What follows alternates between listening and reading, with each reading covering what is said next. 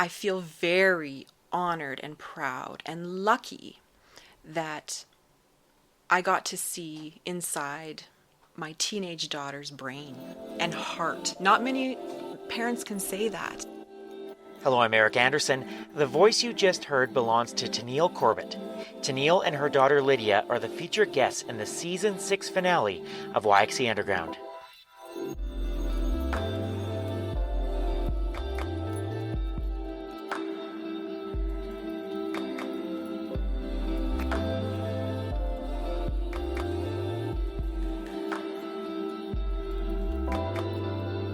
I think it takes a lot of courage for anyone to share the challenges, traumas, and uncertainties in their life with the rest of the world. What Tennille and Lydia are doing with their mother-daughter memoir entitled Unremarkable: How Cancer and Depression Intertwined Our Stories of Grief and Hope is worth celebrating. You will hear how they have worked together, and at times apart, in order to tell their story to our community in this episode of YXC Underground.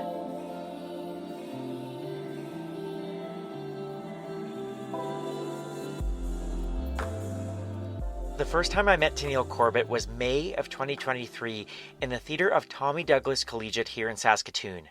She was in the audience, sitting in a special wheelchair called a Broda Chair, about to watch her daughter Lydia perform in the school's production of Mamma Mia. Lydia was the lead in the musical, and there was no way Tennille was going to miss this show.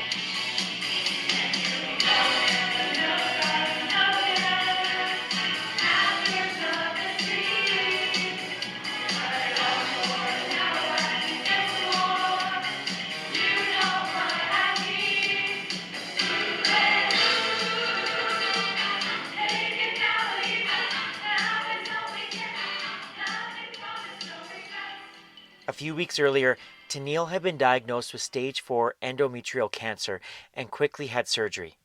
The diagnosis sent her on a life-changing path many in our community have traveled in regards to cancer.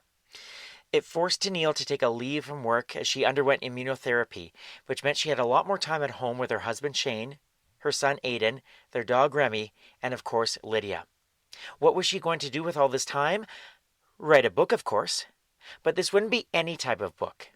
Tennille wanted to write a mother-daughter memoir, as she noticed that there were very few books like this on the market.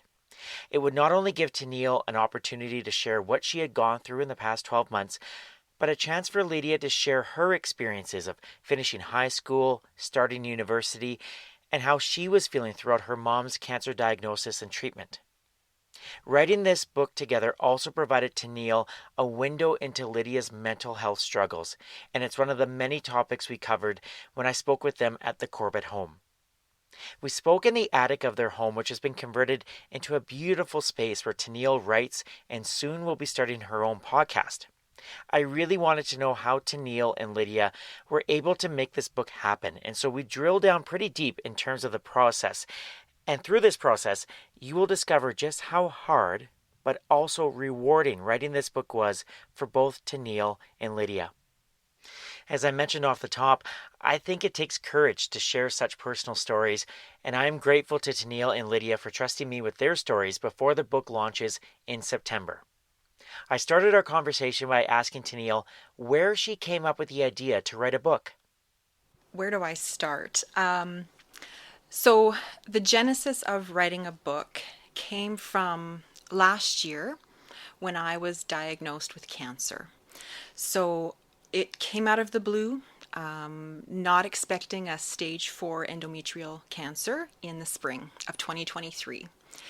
It rocked me to my world. I am not working right now in the job that I love. And so in between treatments and being at home, trying to figure out who I am in this new way, my husband, he said, you need a hobby, you need to do something. So I started to write. I didn't know what I was going to write, but I just started to document my journey because that was starting to be cathartic for me. And when I looked at my family and I saw that they were also very much a part of the journey, knowing how creative Lydia is, knowing how much she enjoys writing as well, I asked her if she wanted to be a part of this. And she said yes. What was going through your mind when your mom asked you to be a part of this? Well, my life was kind of on the opposite end of the spectrum at that point. Like, I had just started university, I had no free time. So, my mom would be writing throughout the whole day, and I would come home and at 3 a.m. I'd try to write anything, but it was kind of hard because I hadn't processed any of it at that point cuz, in the springtime is when she was diagnosed and I found out. And then I had a lot of stuff with graduating high school, and the summer was really busy, and then university started. And that was a lot to handle all at once. So, yeah, but I figured that I don't know how to explain it. Yeah. There was just a lot going on. Yeah, Yeah. and I think it was interesting hearing her story and knowing that I also went through something that a lot of people don't usually see. Like, if you hear a story about cancer, it's usually the person who has it telling the story, and I think it's just as important to share the story of those that are also affected by it. Were you scared at all in this in terms of like the to actually put your thoughts onto paper or type them out, but like was there part of you that was scared, or did you see it as like an opportunity to kind of get some things out? Oh, I'm terrified. Anyone who knows me will know that I'm very shy and like closed off, and I don't talk about my feelings. And I think this is the first time people are actually going to hear me talking about a lot of things. So that's kind of scary, knowing that I don't really know how people will react to that. Was that something you were thinking about, Lydia, as you were writing? Not as I was writing, like in the process of writing, but then I'd like think about it constantly afterwards and be like, oh my gosh, should I say that? Should I admit that? What if that's a wrong thought to have? What if that's like, what if I'm being mean and insensitive? But those were my feelings, and I had a lot of emotions, and I was angry and sad and sometimes happy, and I felt guilty a lot expressing that. Um,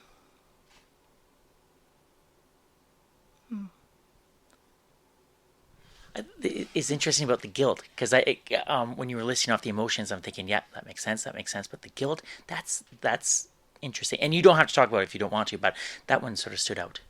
yeah, I wrote about this briefly, but when my mom was diagnosed, I was kind of angry at everyone around me for a lot of things. Like, there were a lot of people who were like acting calm about it, but then there were other people who were acting kind of like a lot of emotions.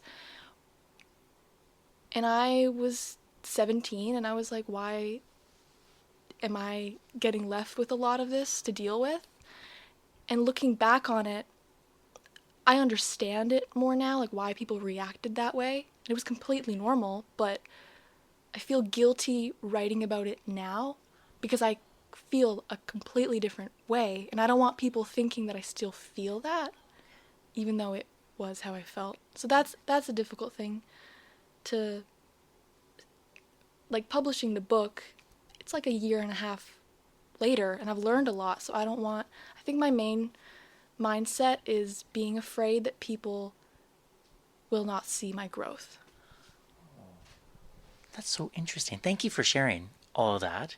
When you hear your daughter say all that, what's going through your mind? Um,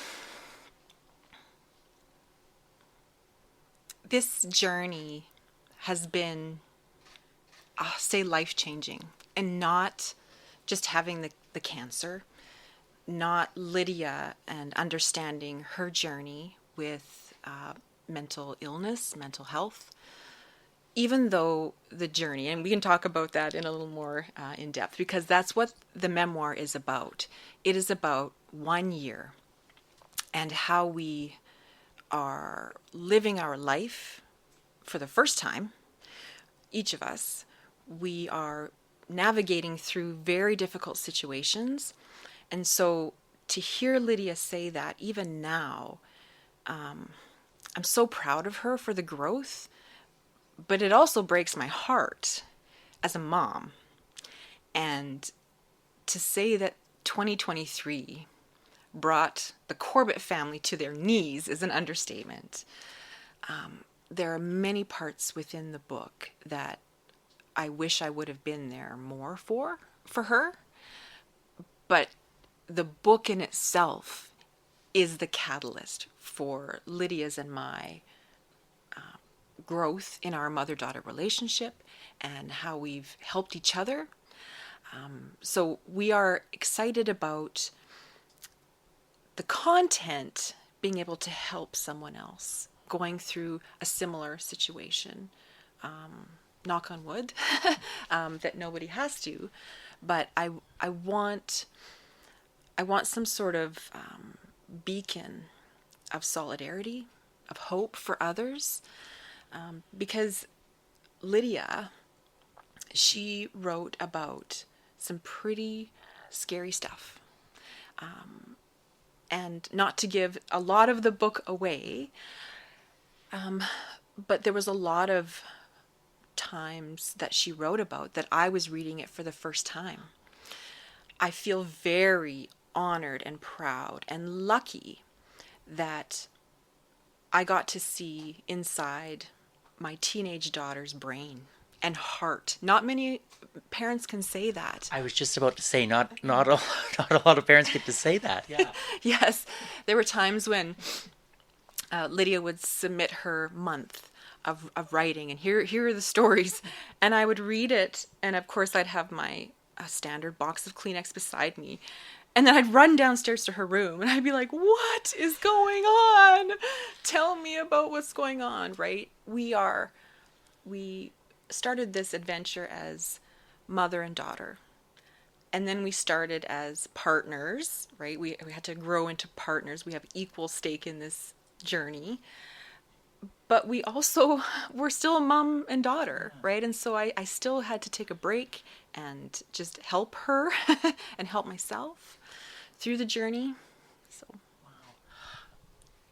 When the journey started, like when you started to write this book, I love speaking with people about like the processes, like how things get going and sort of behind the scenes and all that kind of stuff. Like was it an easy beginning to it? Like was it just like I'm just going to start typing or writing, or was it, you hear some authors say like I just wasn't able to write today, or what was the process like for you guys? I needed consistency. I needed a structure to my day. So I would wake up and I would write anywhere between 500 and 1,000 words. My energy levels were low, and I still had to have, a nap in the afternoon, and I was very lucky to be able to still be social and go out for coffee. So that was kind of my day. It was every day, get up and write a little bit to feel like I could check something off. I was productive in some way. And that's how I started. I certainly had more time to get more words out. Lydia, she can obviously speak to her process, but I had written probably the first 5 or 6 months of my story before Lydia had started writing hers. Okay. And just to be clear, so when you were diagnosed and treatments began, when, like, are you writing during this, or was it a few months afterwards, or how did that work? My treatments started in June of 2023, and I started putting pen to paper in September. So I did have some past that I was catching up to, and then once I did get to September, October, that was really hard for me because I had to stop, right? I didn't want it to sound like a diary. So I had to pause until the year had concluded to then kind of catch up and write. And so these last few months of 2024 has been really rapid because we are finishing up the book, yet it's not like an ordinary memoir of an entire life, and like it's so close to us. I'm sure if we had written this 30 years from now, it would be a completely different story of how we've reflected, but the year is so close to how we're recalling it. I think that's probably why it's so emotional and so hard for us to get some of the words out, because it was just yesterday. Yeah, Right? like you're so close to it. Yeah. Yeah. Lydia, what was the process like for you, especially as you're beginning university as well? Yeah, it was my first year of university, so I not only had to adjust to all that, but I had to wake up and instantly go to school and go to my classes. And my mom had started writing, and she wrote a lot very quickly, and it was really overwhelming. And I would like sneak off during like short breaks during like in between my lectures and like go find a quiet area to read what she had written that day. And it was a lot of her stuff that she wrote very early on was a lot of just getting the information out, like a lot of like the medical terminology, lists what happened, like very specific things, and not a lot of like what she felt. Like that was added on later. So it was kind of shocking to hear and read all of that because I'm the baby of the family. Everyone kept that from me. So reading that in between my lectures and hearing about all these things was kind of jarring, and it kind of made me afraid to write my things because I was like, well, is my story important enough? Like, I don't have a life-threatening disease. Who cares if I'm sad about high school? Like, whatever. But then she started writing about how she felt, and then I started writing about how I felt, and I was like, this is actually kind of good for me. And then the overthinking happened again, and like my mom said, it was like a diary, and I was nervous that when the book was published, everything would be different. Like, the people that were in my life wouldn't be in my life. And that happened, but I think it was important for me to still document that happened, because a lot of growth happened in 2023. Yeah. So as I'm listening to you two, it is dawning on me that even though you live in the same house, it's almost as though there's like a pen pal kind of relationships are happening a bit because you're writing to each other and reading what you are writing. And yet you are in the same house, but you're very busy and you're going through different things. What was that like as you're writing to each other and you're learning things about each other, and yet like you're still here in the same house? Tennille, what was that like? I think it's been great. And right now it's a good time. So I can say that. Good time meaning, Lydia's done school, so there isn't the pressure that she was feeling.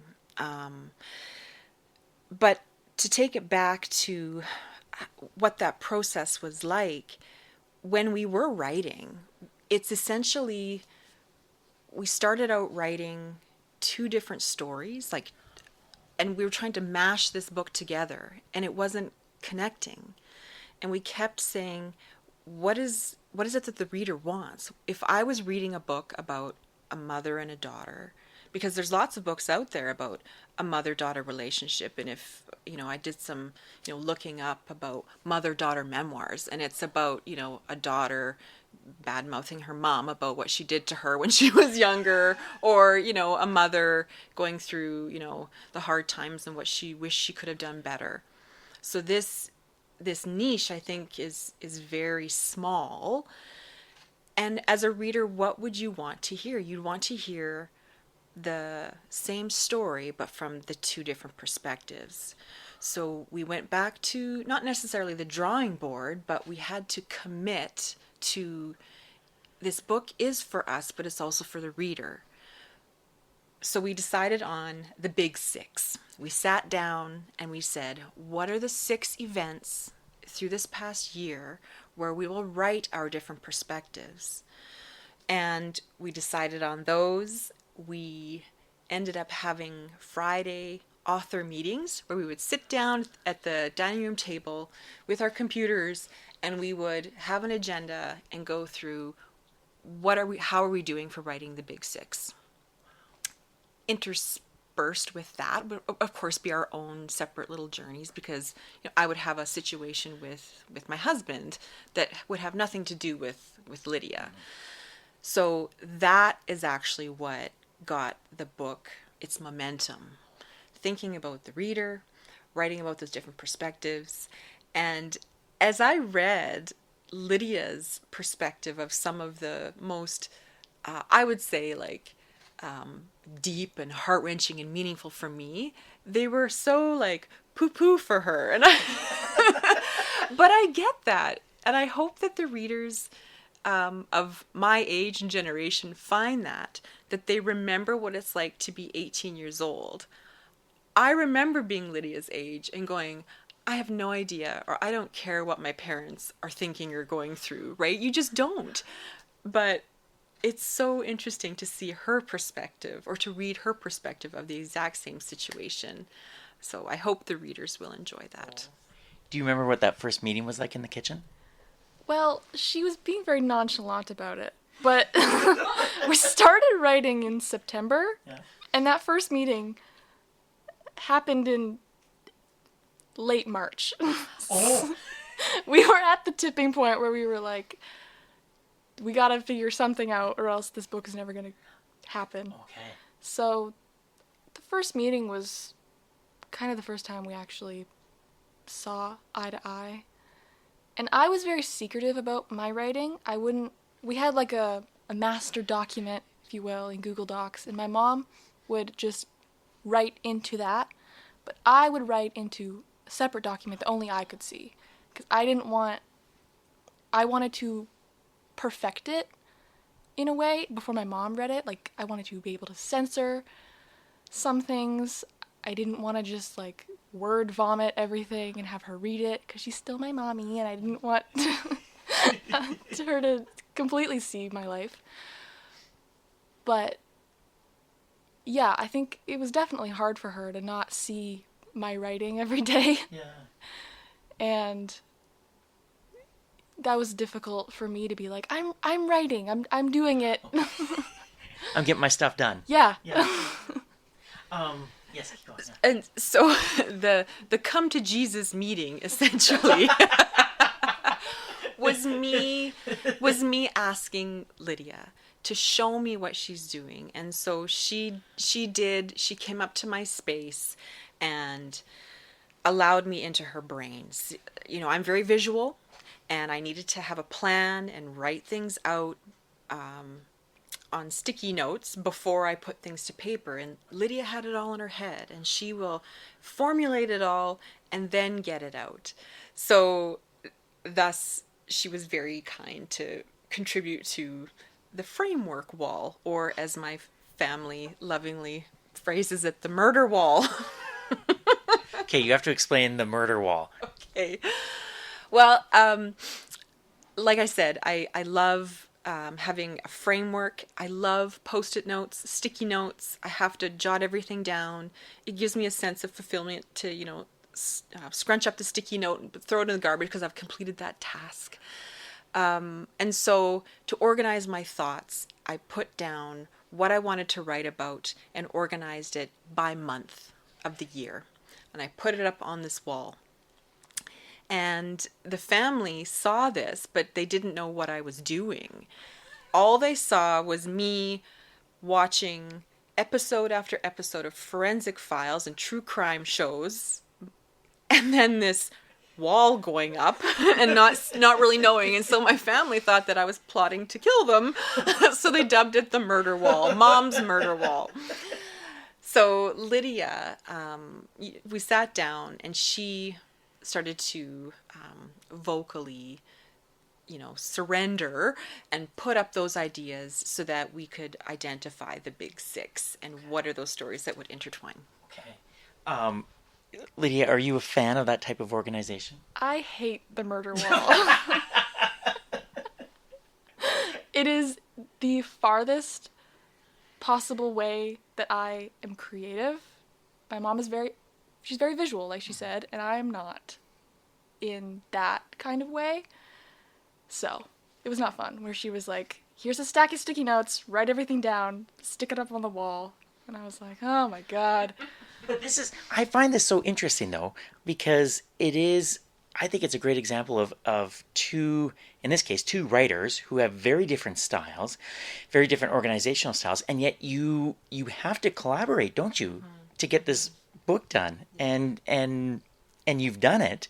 Were there at any points you thought during the collaboration process, like, oh, this is this isn't gonna work, or you're smiling, you're both smiling, now you're looking at each other? Yeah. Do you want to tell them how many times I fired you? I got fired a few times. I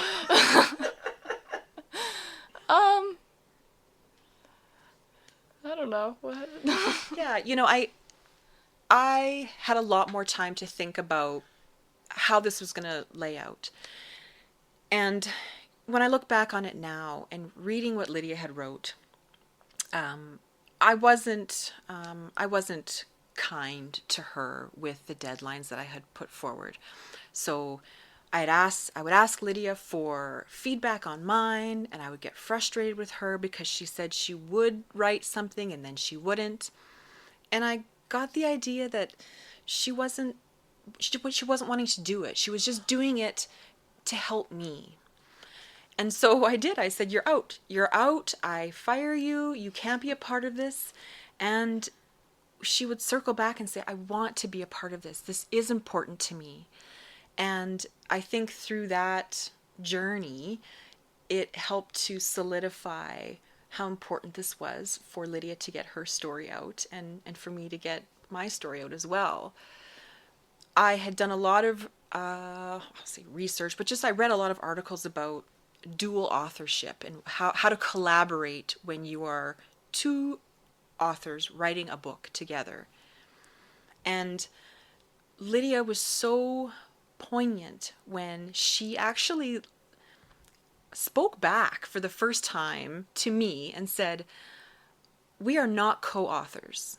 We are mother and daughter, and you don't know how hard it is for me to give you feedback on your writing, Mom, because you are my mom.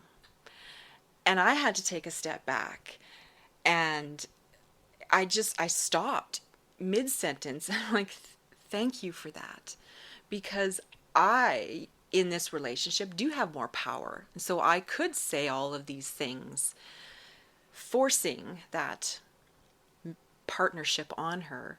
But to Lydia, she wasn't an equal partner and never will be.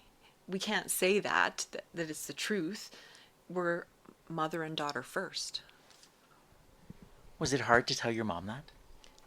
Definitely. Like, for 18 years, the dynamic in this house was Mom is in charge. I don't talk back. I listen to what she says.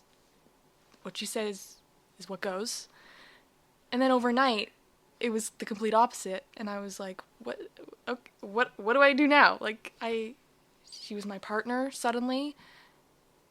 And it was like, I don't know. How do I explain it? Like what she said. It was hard giving her feedback when I've never done that before, or never felt like I was able to. And how is a daughter supposed to teach her mom? I didn't know how to do that because for years it's been the opposite way. So that was difficult. I'm curious though, when you told your mom that, like, did you feel like a weight had been lifted off your shoulders a bit, that you were able to express that to her, and then the process could maybe go in a different way? What did you say I said? We would never have an equal partnership because you're my mom. Oh, yeah. I felt very, like, detached from the book at times. Like, this was my mom's book, and I was just, like, the filler. And I would, like, my story, when you read the book, it's not filler. It's a lot of emotion, and I didn't want my stuff to feel, like, thrown to the side. And I was holding back a lot of stuff. I stopped writing stuff because I was like, what's the point if, it's not my book and everyone's only going to care about my mom's cancer journey. So. Yeah. And yet you've contributed so much. And like when I was looking at the wall earlier, like there's one, like, do you guys want to explain how the chapters are sort of divided? Because I just think that's so interesting too. And I think a good example of how you did collaborate, even though it took took a little bit of work to do, but you did it. Yeah. The book is divided up into the months of the year. So I would write about my experiences in January, and then Lydia would write about her experiences in January, and that's how the chapters are, like, it's laid out throughout the whole year. And so, if I can tag on to what you said, Lydia, is that there were times of the year where my story was more front and center. And so we had to make sure that that was equalized, right? And there were some, cliffhangers as you wait for what happens at the end of April. For me, you're reading about what happens to April for Lydia, and then you have to wait and you have to get through. And so that was also something that we had never really tried to figure out in the beginning, is how to transition the months and those stories so that it wasn't so choppy for the reader. But I think we did it. Sure, yeah. It's kind of dawning on me too, like, writing a book is hard, and there's so many different ways to structure it, and the editing, you're thinking of what to write. But as you're thinking of that, like, Tennille, you're going through, like, your cancer journey, and you're going through treatments, and Lydia, you're seeing your mom go through this, and also you're experiencing first year university. Like, at any point, did either of you just feel like, oh, like this is too much, and I'm just gonna live life for a little bit? Did that ever cross your minds? It didn't for me. No. Because this is living life. This new skills that I'm learning. It's I never thought I would write a book, and so the learning journey that I've been on has been really fun, and there is a silver lining to this time, right? Do I thank cancer for this time? No, but I am grateful that I have the support and the opportunity to be able to write this book. This is all I think about, as far as, getting up in the morning and doing something. It's not a job. It's almost like a new passion for me. I love it. I'm excited about the next phase. I think the first time I actually got butterflies in my stomach is preparing for this interview, Eric, because it's the first time that we are really taking it public. And I know that the book in itself will say so much more than what we're sharing right now in this conversation. So I am grateful that this book is allowing me to live life in a new way. That was lovely. That was so powerful. There's so many threads to pull on there. When you hear your mom say that, what's going through your mind? I'm gonna be honest, I zoned out. I was overthinking what my next answer to some question would be. Can I just say I love your honesty. I am sure you are not the first podcast guest who was zoned out from one of my questions. So thank you for your honesty. I mean, she's my mom. That's usually what I do. Oh, I love it. At any point, did you think, like, this is just too much and I just want to not write about it and just sort of live life a bit? Oh, I do remember what you were talking about. Okay. Yeah. I was listening to some things. Yeah. I kind of couldn't stop. My mom had a long break from September to December where she could just sit and just think and reflect. I couldn't, because I had so many new things I had to deal with, so many relationships I had to try to keep going and develop and grow. And that was a lot of weight on my shoulders to not only have to reflect on everything I've been through, but also know that I'm still going through it and trying to figure it out. And it was hard to like write down things and then realize that I was being an idiot about my feelings and then not be able to really express them correctly. And with my writing, I usually when I'm writing, it was for like AP English or like some thesis paper for school. So I still wanted to speak as eloquently as I can, but it's kind of hard to speak very sophisticatedly about depression and feelings and like all these intense things that I was going through because I wasn't sophisticated about how I was handling it.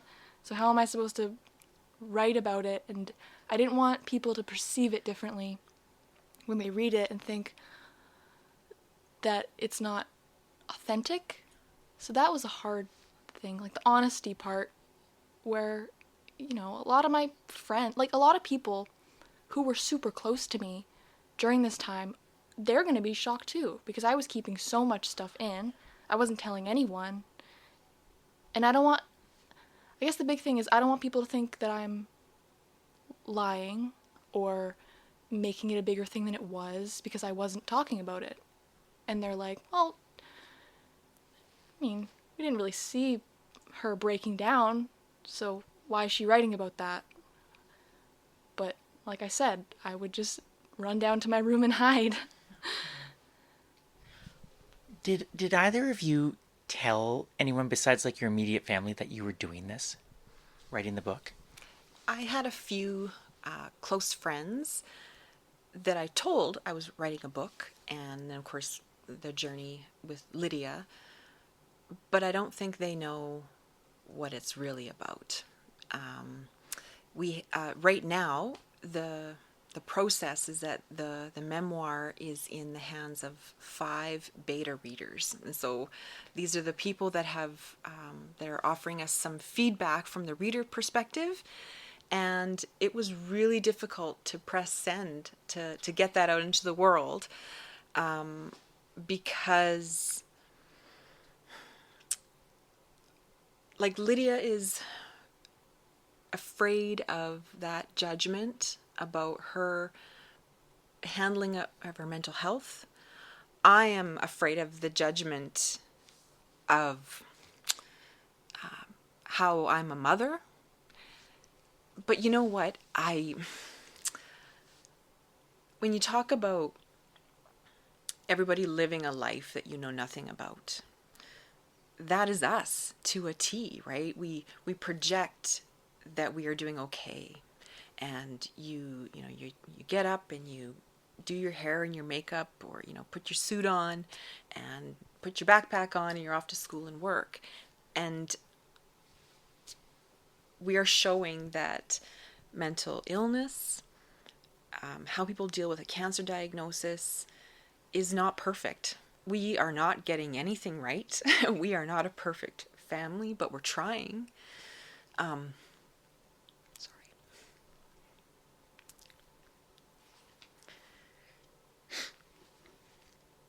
I think one of the things that this book and the process of writing it with Lydia and how I perceived and how you I'm asking people not to judge if and when they read the book, but it's what we all do, right? I was walking through the co-op the other day getting some groceries, and I just happened to kind of look around and look at people, right? Getting their groceries, doing their thing. And I reflected, I'm like, they're looking at me in the same way. But they don't know that I have stage 4 cancer. What does stage 4 cancer look like? It looks like me. Lydia, out at the mall, what does depression and anxiety look like? It looks like Lydia. And we just have to remember to be kind, give people grace, know that everybody is just figuring out their journey the best that they can. And if this book can speak to someone, Lydia, when she first started collaborating, I said, what do you want? What do you want to be able to do with your story? And maybe I'm speaking for you, but she had said that there's nothing out there for me to refer to, right? Like there's lots of people that write about cancer, but there's nothing out there for teenagers to read about that they can feel some solidarity, right? Like teenagers of parents with cancer, they're not writing books. So how do you know that it's going to be okay, or how do you feel like you're going to get through it?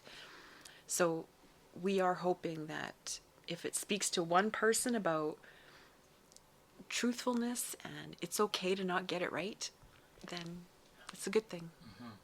Yeah. I think it takes tremendous courage what you both are doing. You guys know that, right? No, not really. I'm still in the mindset of, like, the only person that will read this is my grandma. And even that, I'm like, she'll skim it. I don't see people and be like, oh, they might read about this, which I think was good, because then I didn't write it for other people, and I wasn't, like, holding things back as much as I would have if I knew, like, this person will read it and this person will read it. But I only told one person when I was writing it, which was my boyfriend I had at the time. And then I just, like, didn't mention it for, like, ever again. I was like, my mom and I are writing a book. That's it. You don't get to hear anything else about it. Because I didn't think it would ever really come out. Because I've been writing little kid books since I was, like, 5. But they just went under my bed after. And this one isn't that kind of book. It's out there. It's going to be out there. Out there. I was curious to ask though, and I think I know the answer, but like, has writing always, like, for both of you, has writing been like a passion of yours, like something that you've enjoyed doing for your lives? No, I guess I didn't know the answer to that. I wrote in the book that, my writing experience has been just long-winded emails to my staff right at work. That was how I, got my creativity out. But no, I didn't journal. I've never written down, thoughts in a gratitude workbook or whatever. So no. Did you enjoy the process? Did you enjoy the writing? I have to say, I'm going to shout out to him. There are so many people that have come forward to help us in so many different ways. And I had reached out to a friend of ours. His name is Kerry Tufts.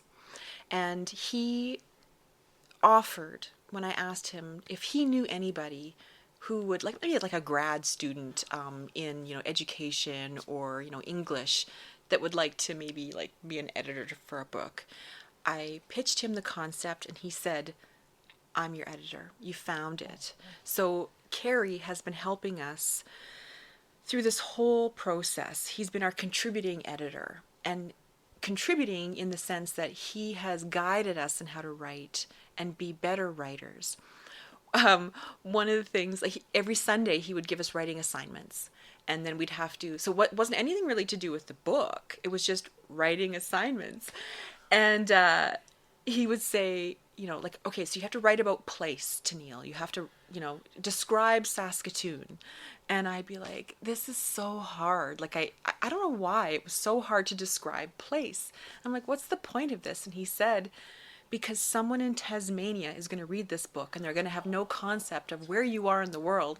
And I was like, Tasmania? No one's going to. But really, when we self-publish this book on Amazon, right, it's going to be out there and somebody is going to learn about Saskatoon and where we live and how it's affected our story. So yeah, it's been a journey. Wow. Did you enjoy the writing assignments? I didn't do a single writing assignment. I didn't do any of them. I would see them and I'd be like, writing assignment 7, where did the other 6 go? So yeah, I didn't do them because I didn't want my writing to turn into like a chore. Because I knew that I knew that I already had so much homework that I didn't want to do, but I had to do. I didn't want this book to be like, oh, I have to go do my writing assignments, and then really just write a couple, Yeah. Yeah. things, and then have them not really be anything. You wanted to be still like passionate about it and for it to be fun. So speaking of passion and fun, not only have you written this book, and it's been thank you first of all for letting me in on like how the collaboration worked, because I think that's so interesting, and especially when it's mother and daughter. But you're also doing a podcast, Tennille. Can you tell me more about the podcast? Sure. So the podcast has not launched just yet, but this was another offering that had crossed my path. And again, I had been offered a women's masterminding group back in January. And so I started this course. It was an 8-week course. Every week we would get together, and women with like entrepreneurial adventures, or they wanted to start a side business, would come together, and homework would be given to us to put action to our goals that we wanted. And I had come to this class with, I want to publish my book. And after the first day, I said, well, that's not a real and fair goal because I'm already doing that. What else can I stretch myself with? So I wanted to do something that was so far outside of what my former work life was. So I decided to talk about how friendships are developed, how they grow and progress, and how they could possibly end. All things to do with friendships. And I wanted to learn a new skill. So learning how to do sound editing and learning how to, get guests on a podcast, learning how to record and all that goes into it. That was my goal. And so that's where the Friend Lab has kind of sprouted up. So those two ventures were competing for my attention at this time, and I was going to launch in June. So I'm hoping for a fall launch, and I have some guests already lined up and in the queue. So I'm excited for that. I'm excited for you too. Lydia, can I tell you a quick story about your mom? Sure. Maybe you know this already, but we met for coffee a few months ago at Prairie Inc. at McNally, and so your mom was asking me questions about like podcasting and stuff, and then she pulled out all these notes and like outlines, and she had everything so well planned and thought out. And then she's like, what do you think? And I was like, well, I think I wish I'd known you 6 years ago when I was trying to figure out my podcast, so that mine would have been so much better and more well thought out. But like, she had everything. Like, is that just who she is? Like so well thought out and planned? Yeah, and it's insanely frustrating when she'll come to me with like a binder of things and be like, what should I add? And I'm like, what should you add? You have everything. What am I gonna add to this? So yeah, that's her. I'd be you'd be surprised when she doesn't have something like that. Okay. So Well, I was very impressed that day. I'm still impressed. May I ask you, how are you doing right now? Like, how are you feeling? I'm feeling great. So today, I'm 4 days post number 9 treatment of immunotherapy. So I'm very lucky to be a part of a clinical trial here in Saskatoon. So every 6 weeks I go for treatment, and my oncology team is just fantastic. I'm grateful for everyone at the Saskatoon Cancer Centre. Cannot say enough great things about that whole team that I have behind me. Thank you for letting me know about that. You both have been so generous with me and inviting Molly and I to your house and everything. I guess my last question is you've talked a little bit about what you hope readers are going to get out of your book, but as we get closer to the launch, like how are you feeling knowing that people in Saskatoon and perhaps even Tasmania are gonna be reading this book? How are you feeling? A little bit nauseous, but excited at the same time. Okay. I think those are good feelings. That's good. Lydia? I haven't been thinking about the people in Tasmania as much, but the people in Saskatoon, I'm scared that I'll possibly hurt people by finally saying the truth. I don't want anyone to feel bad that they weren't around because I shut everybody out and I didn't talk about any of this. I don't want people to think that they did anything wrong when they didn't. And that was still that was what was happening this past, like, from September to now, that I was going through a lot of reflection and dealing with a lot of stuff still, and I was hurting people around me, and I don't want to keep doing that subconsciously because I didn't mean to before, and now I'm thinking, well, what if I'm still doing it? So that's what I'm terrified of. I said this earlier, but I think it is really courageous what you two have done to share your story in such a public way. But I do think it's gonna reach a lot of people and touch a lot of people. And yeah, I'm just grateful for that that you wanted to have this conversation today. And like the collaboration process was just fascinating to learn about because it's not just two writers working together, it's a mother and daughter, and there's lots of other things that go along with that. So I'm very appreciative of both of you today for being on the podcast and for sharing so much. I know it's not easy, but I sure appreciate it. So Tennille, thank you. Thank you very much. So nobody knows the title of the book. Would you like to be the first person to know the title of the book? Yes, I would. Okay, so the title of our book is Unremarkable: How Cancer and Depression Intertwined Our Stories of Grief and Hope. Well, that's lovely. I still don't really know the terms, because unremarkable, it's in the medical sense. What is it? Unremarkable is good? It's good. It's good. And so if you're unremarkable and that comes back on your, like, charts, that means it's, like, good, you're safe, you're healthy.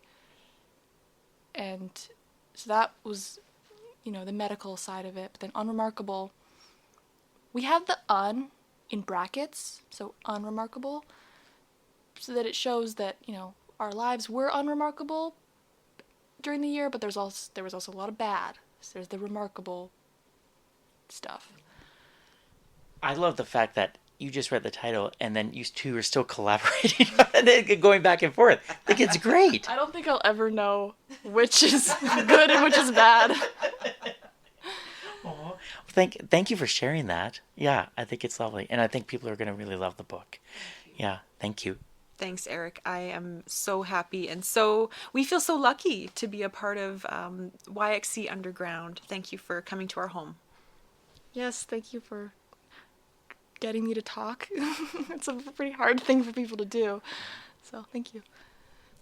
My thanks to Tennille and Lydia Corbett for being on the podcast and sharing so much with listeners.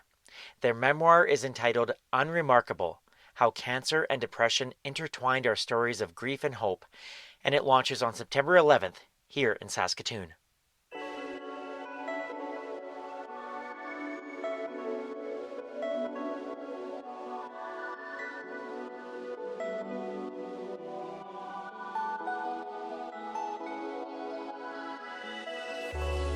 This has been episode 10, season 6 of YXC Underground. My name is Eric Anderson. I host, produce, and edit this local independent podcast. You can listen to YXC Underground wherever you find your podcasts, including Apple Podcasts, Spotify, Good Pods, or the website yxcunderground.com. Don't forget to leave a 5-star review if you like what you hear. A few thank yous before I go. Thank you to Saskatoon photographer Molly Shikoski for taking such wonderful photos for this episode. You can see them on Facebook, Instagram, and Twitter. Just search YXC Underground. A thank you to my cousin Andrew Dixon for making the original theme music.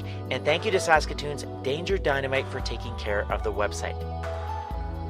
And a big thank you to all of you for listening and your continued support of all things YXC Underground. This is the season 6 finale, and I'm grateful to everyone who listens to the podcast and shares the podcast with their friends or family or colleagues, and for buying t-shirts and dog bandanas to raise money for local charities. Just all the things related to the podcast. Thank you. I think we've managed to create a really vibrant little community around this podcast, and it's just amazing in my opinion. So thank you so much. It's been another wonderful season, and I can't wait to get going on season 7, which will launch in September, so you'll be able to hear new episodes while reading Tennille and Lydia's book. I think that's pretty exciting. I will have a few bonus episodes dropping throughout the summer, but mostly I'll be gathering interviews for the next season. As always, if you know of someone or perhaps an organization which is doing great things in our community but is flying under the radar, let me know. You can email me, ericandersonyxc@gmail.com, or you can reach out through my website or social media channels. I am always looking for potential guests, so if you think of someone who would be a nice fit for the podcast, please do let me know. Now, before I go, I would like to acknowledge that this interview was gathered on Treaty 6 territory and the traditional homeland of the Métis. YXC Underground is a production of the Salthammer Production Company. My name is Eric Anderson. Thank you so much for listening, and have a great summer, Saskatoon.